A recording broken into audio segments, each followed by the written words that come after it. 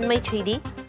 தனியார் pest control நிறுவனத்தின் உரிமம் ரத்து செய்யப்பட்டிருக்கிறது. இது தொடர்பான விவரங்களை வழங்குவதற்காக செய்தியாளர் நவீன் இணைப்பில் இருக்கிறார். நவீன், கூடுதல் விவரம் என்ன? குன்றத்தூர் தனியார் அடுக்குமாடி குடியிருப்பில் அந்த எலி மருந்து நெடி வெளியேறி 2 குழந்தைகள் இறந்து போன சம்பவம் பகுதியில் பெரும் பரபரப்பையும் அதிர்வலையும் ஏற்படுத்தியிருந்தது.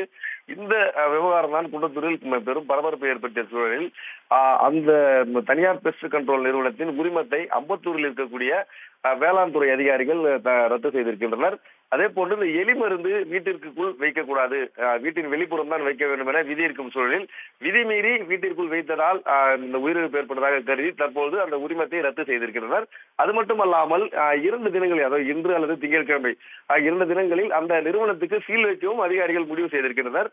இந்த எலி மருந்து வைத்த விவகாரத்தில் வீட்டில் இருந்த 4 பேரும் உபாதை ஏற்பட்டதில் 2 குழந்தைகள் பரிதாபமாக இறந்து போன நிலையில் போலீசார் மற்றும் வேளாண் துறை உள்ளிட்ட பல்வேறு அதிகாரிகள் துறை சார்ந்த நடவடிக்கைகள் தொடர்ந்து எடுத்து வரும் சூழலில் இந்த விவகாரத்தில் அந்த பணி செய்த 2 பேர் கைது செய்யப்பட்ட சூழலில் தலைமறைவாக இருக்கும் அதன் உரிமையாளர் பிரேம்குமாரை தொடர்ந்து குன்றத்தூர் போலீசார் தேடி வருகின்றனர்.